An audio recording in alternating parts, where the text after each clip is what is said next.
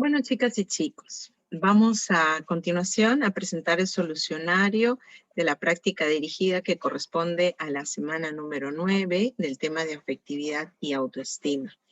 Ya en esta semana, bueno, se ha visto necesario el estudio del conjunto de procesos psicológicos que nos permiten reaccionar con agrado o desagrado a los diversos estímulos de la realidad y también a aquella actitud, ¿no?, que se asume frente a uno mismo, a lo cual conocemos como autoestima. Bueno, pasamos entonces al desarrollo, a la fundamentación de cada una de las preguntas que se han propuesto en tu práctica dirigida. En la pregunta número 1 nos dice: nuestra mente genera procesos psíquicos de aproximación o rechazo hacia los demás. Vivimos alegrías, pero también furia y tristeza. Somos capaces de amar, pero también podemos llegar a odiar. Tendemos al optimismo y otros al pesimismo. Todo este espectro psíquico se denomina, ya todo este conjunto de actividades mentales referidas a cómo reaccionamos ante las diversas experiencias que vamos teniendo, constituiría los procesos psicológicos denominados afectividad. ¿Es así? Ya recuerda que la afectividad o los procesos afectivos se caracterizan por la experimentación de estados de afectación que van desde el agrado, como el placer, la alegría, el amor, la amistad, el optimismo, hasta experimentar, lo contrario, ¿no? El miedo, el rencor, celos, odio, pesimismo, tristeza, molestia, entre otras.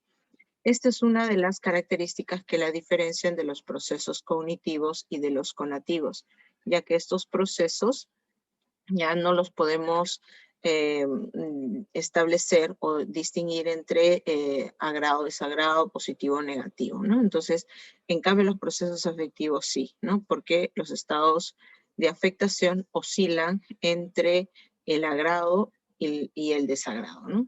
Entonces, por ende, la respuesta en la pregunta número 1 sería dado, ¿ya? Si deseas, puedes hacer el uso de la captura de pantalla para poder tener la fundamentación de la pregunta número 1. Ahora, en la pregunta número 2. Jeremías trata de averiguar la historia personal de sus alumnos más problemáticos o más aislados. Esto le ha permitido entenderlos y saber cómo dialogar con ellos.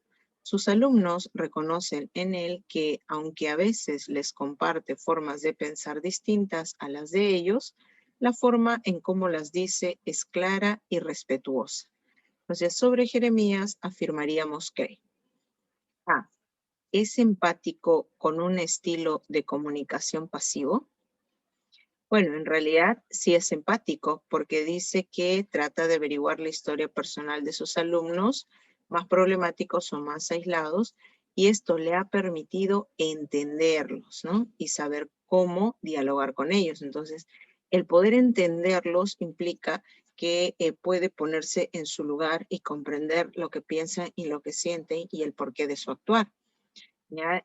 Y por otro lado, si bien es cierto, tiene un estilo, ¿no?, de comunicación, porque dice saber cómo dialogar con ellos implicaría, ¿no?, hacer uso de un estilo comunicativo, pero este estilo comunicativo se basa en una expresión clara y respetuosa, por lo tanto, no estaría vinculado con el estilo de comunicación pasivo, sino con el asertivo, ¿no?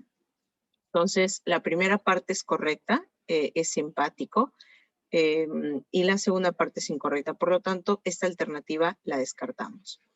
Ahora, ¿es asertivo? Sí, pero le falta desarrollar empatía. No, o sea, es asertivo y también es empático. Por lo tanto, esta alternativa también la descartamos. Ha desarrollado habilidades sociales.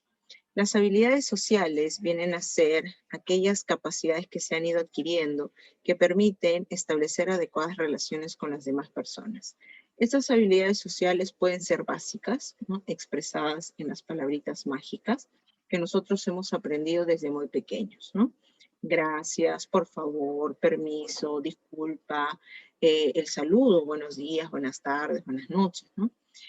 Pero también hay habilidades sociales conversacionales que están referidas a cómo dialogamos, a cómo nos comunicamos. Y dentro de esas habilidades sociales conversacionales tenemos a la asertividad principalmente, ¿no?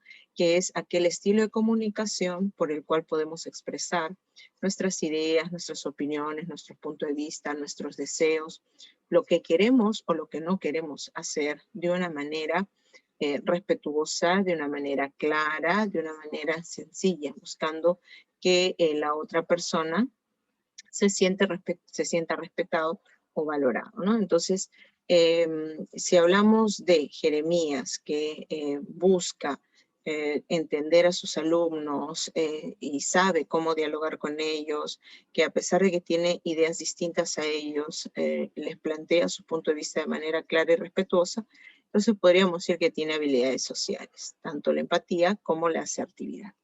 ¿Ya?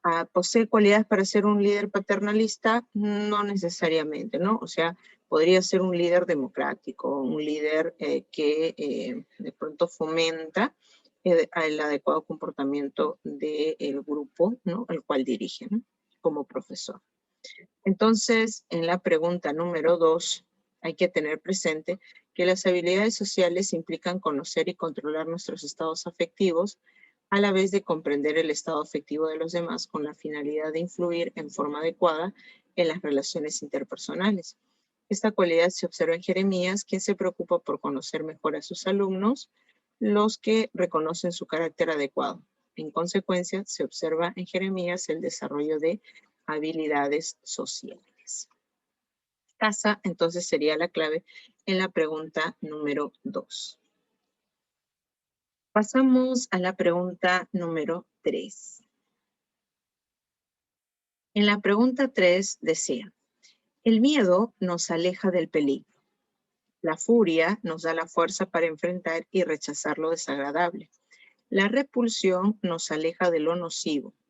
La alegría nos aproxima a lo placentero y hasta la tristeza es necesaria para equilibrar tanta excitabilidad del sistema nervioso. Esto demuestra la adaptabilidad de, ¿no? Entonces, podemos utilizar, bueno, voy a utilizar aquí las herramientas de la plataforma, ¿ya? Para poder resaltar, ¿ya? Algunos conceptos importantes aquí. El primero de ellos es miedo, ¿ya? Furia, que podríamos vincular con ira o con enojo. Hablamos de la repulsión, la aversión, el asco. Hablamos de la alegría, ¿es así? Y hasta la tristeza, ¿no? Entonces, aquí proceso afectivo, ¿no? Se refiere cuando hablamos del miedo, la furia, la repulsión, la alegría y la tristeza. Recordando un poquito, ¿no? La teoría, ¿no? Que antes de resolver la práctica visualizamos, ¿no? Entonces, diríamos que estos afectos o estas manifestaciones afectivas vendrían a ser aquellos procesos de corta duración, muy intensos porque generan cambios fisiológicos y psicológicos en el sujeto, que dependen de la presencia repentina de un estímulo, ¿no? Que dependen también básicamente de las circunstancias que va experimentando el sujeto, ¿ya? Y que se caracteriza porque es innato, porque son innatos principalmente, ¿no? Aunque hay algunos procesos afectivos que van a ser adquiridos, pero estos afectos que se han resaltado, ya, o que se han subrayado, estarían referidos a procesos afectivos básicos llamados emociones. ¿Es así? Esa sería entonces la respuesta en la pregunta número 3. ¿Chicos? Entonces,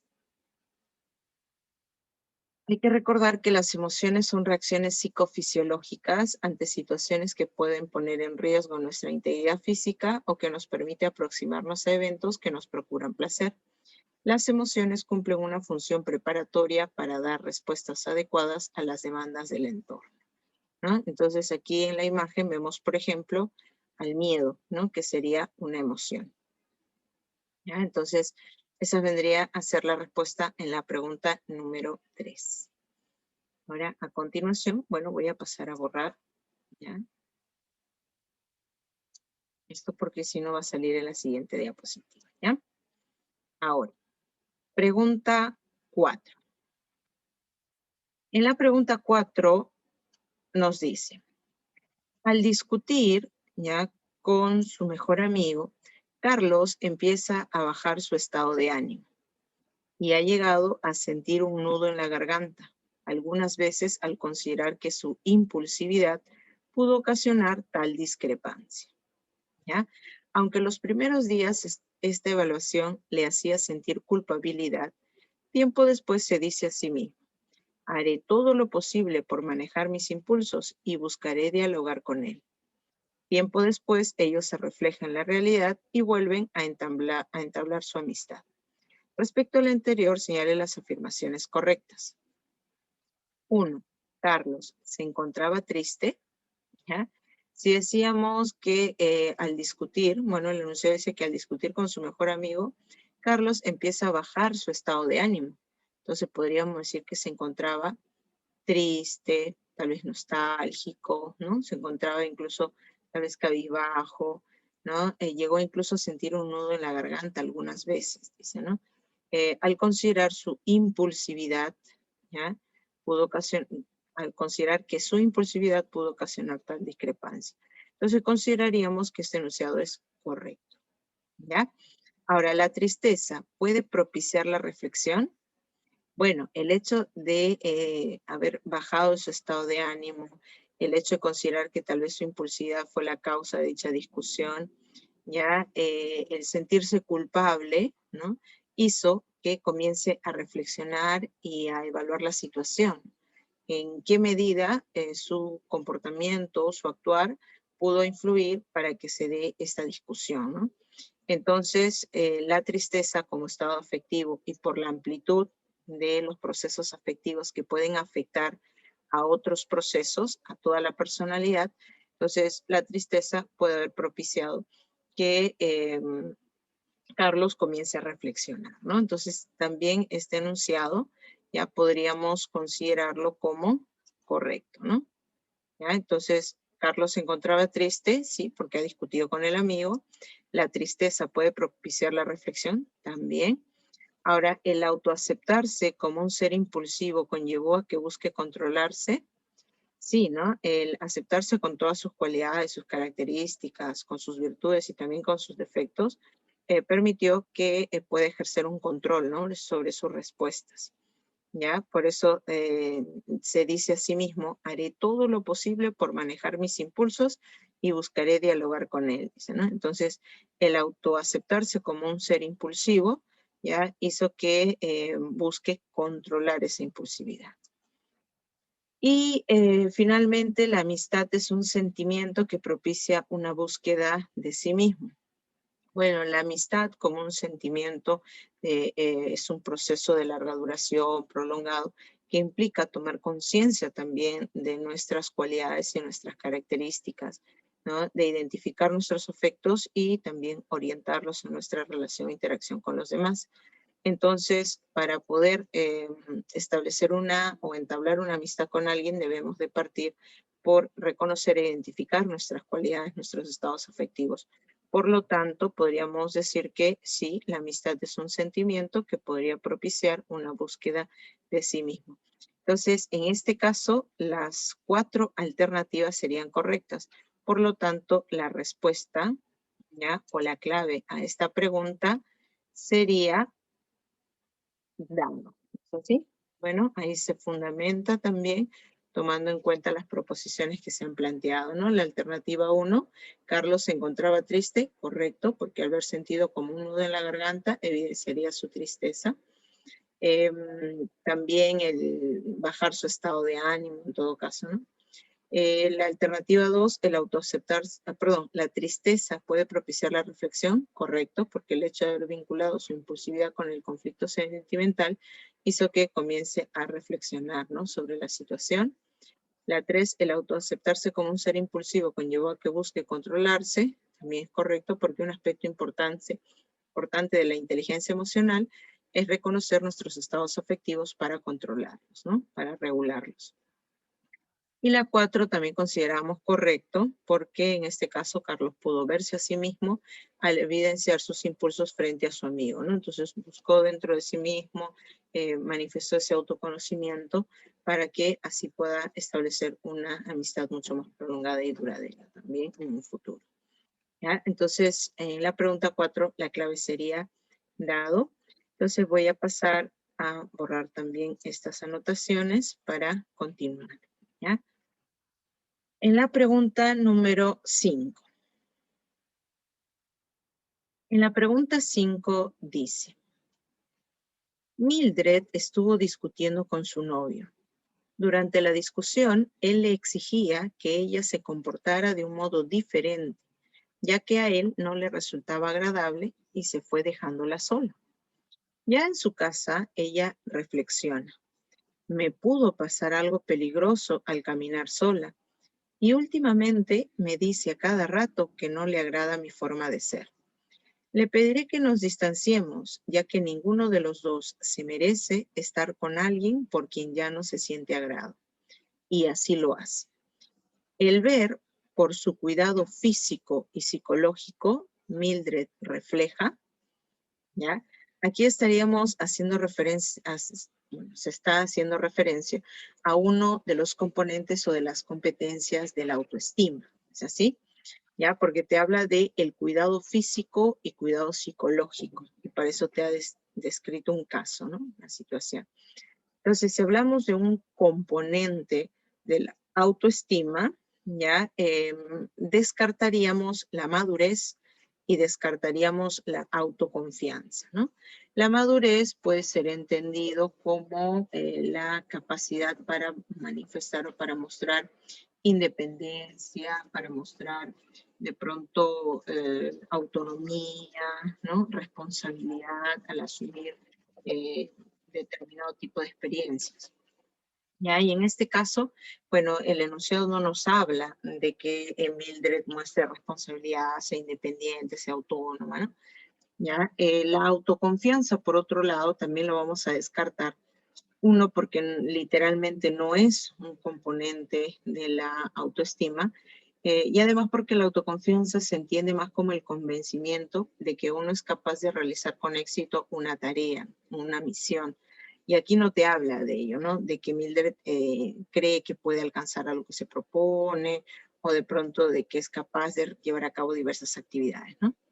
Entonces, aquí lo que te habla es de que no se sentía, en todo caso, respetada, apreciada, valorada por parte de su novio, y busca, ¿no?, sentirse bien consigo misma, y considera que no es justo de que se siga manteniendo la relación de pareja a pesar de que ya no sienten los mismos afectos el uno por el otro, ¿no? Entonces, si nos centramos en los componentes de la autoestima, ya solo tendríamos el autorrespeto y el autoconcepto.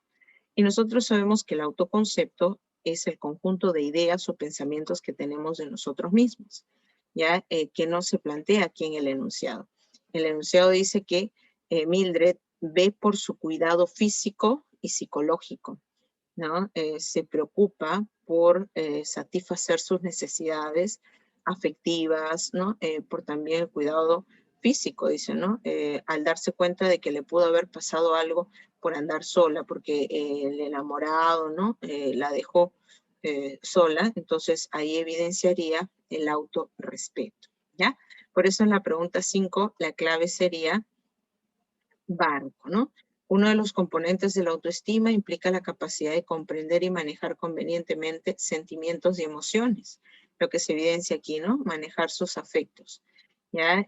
Sin hacerse daño ni culparse, ¿ya? No decir, ay, seguro que ella no quiere estar conmigo por mi culpa, o si me trató mal, o si me dejó sola es porque lo hice enojar, ¿no? Entonces, no, sino dice, sin hacerse daño ni culparse, mostrando un cuidado físico y psicológico de sí mismo, denominado autorrespeto, ¿ya? Por ende, la clave aquí sería par. Muy bien. Pasamos entonces a la pregunta número 6.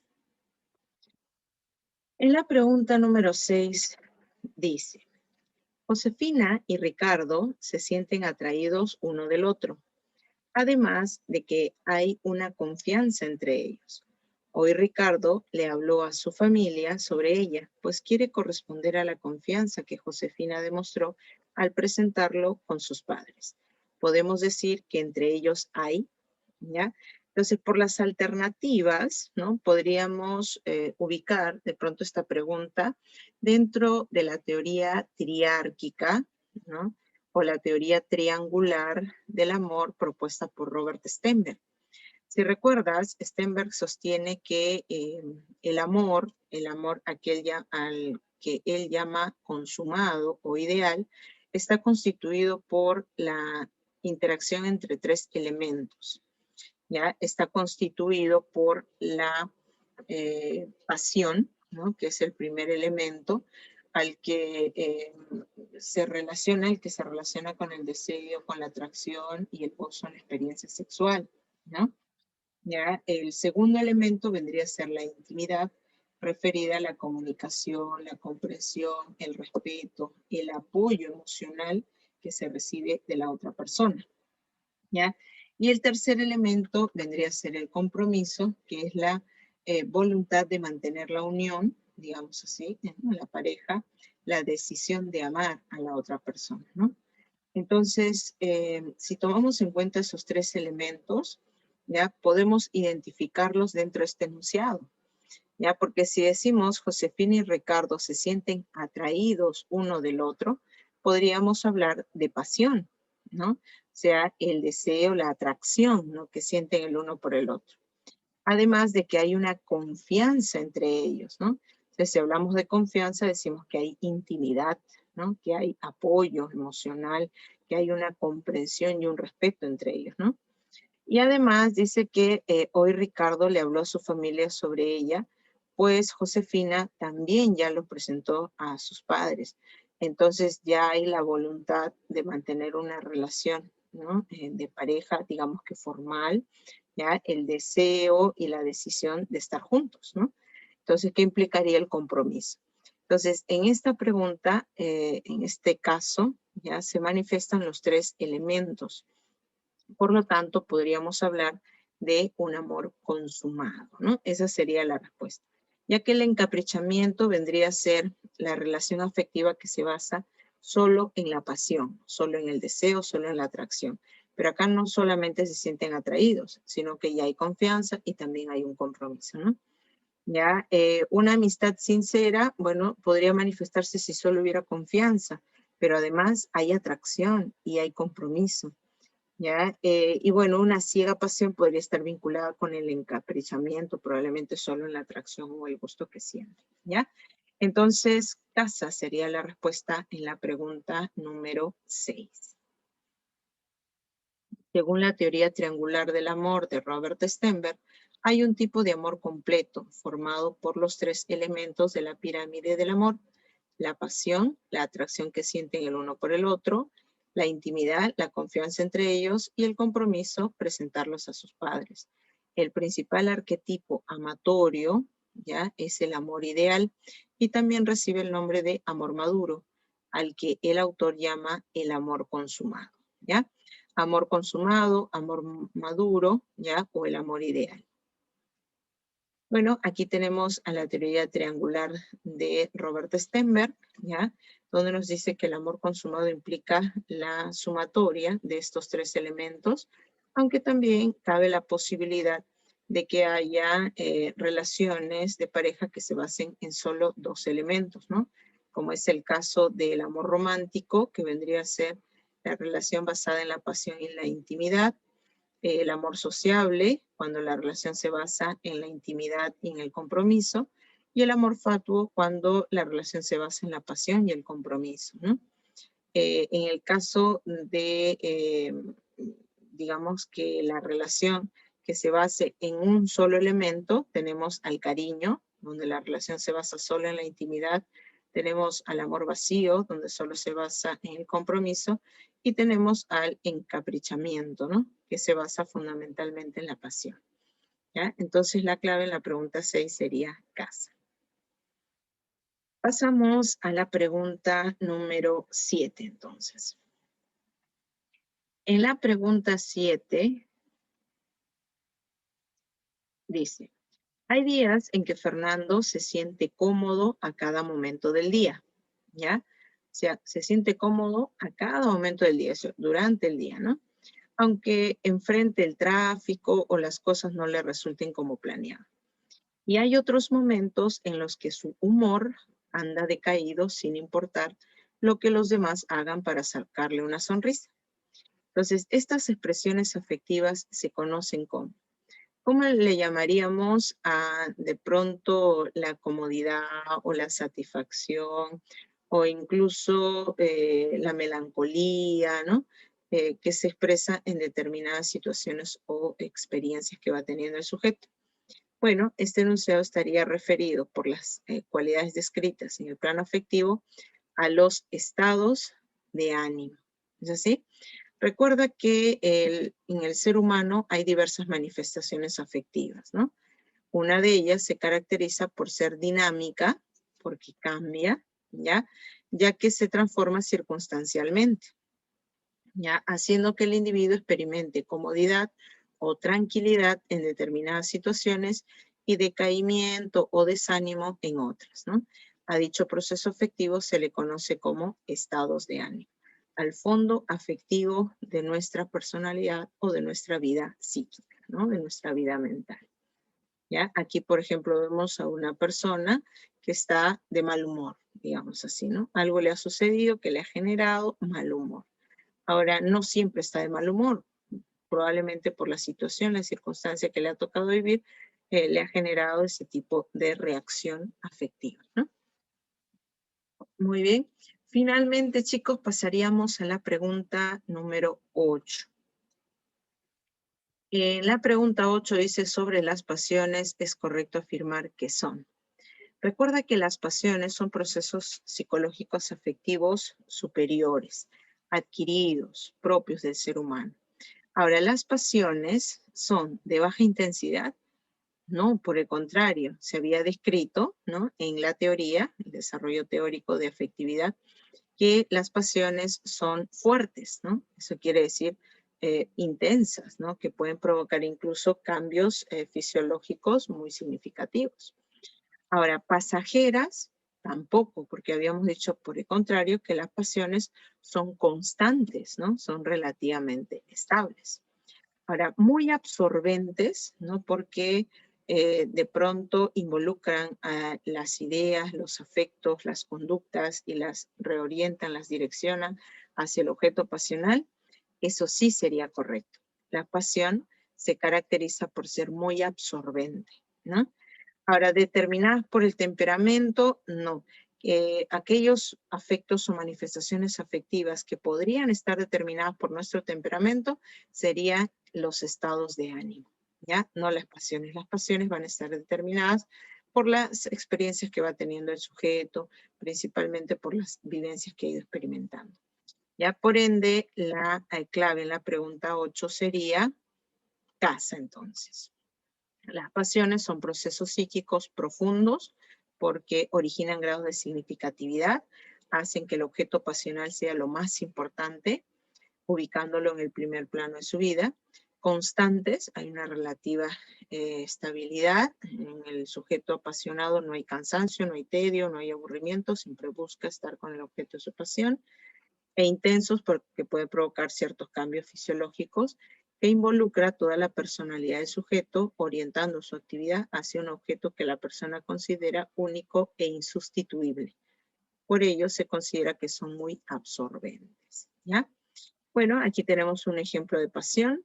Marie Curie en su laboratorio, ¿ya? Por sus investigaciones ganó el premio Nobel de Física y de Química. ¿Ya? Murió al enfermar por causa de radiaciones las que estuvo expuesta en sus trabajos, ¿no? O sea, era tanta su pasión que a pesar de que el estar expuesta a las radiaciones podría afectar su salud, ya hizo que mantenga, ¿no? Digamos que esa actividad. Ya por eso consideraríamos a la clave en la pregunta 8, la letra C. ¿Ya? Entonces, hasta ahí, chicos, nos vamos a quedar con respecto al solucionario de la práctica dirigida de la semana número 9. ¿Ya? Agradeciéndoles a cada uno de ustedes por haberse dado un tiempo en atender, de pronto en comprender, en escuchar, ya en visualizar este video donde se fundamenta las respuestas de la práctica dirigida. ¿Ya? Conmigo será hasta una próxima oportunidad.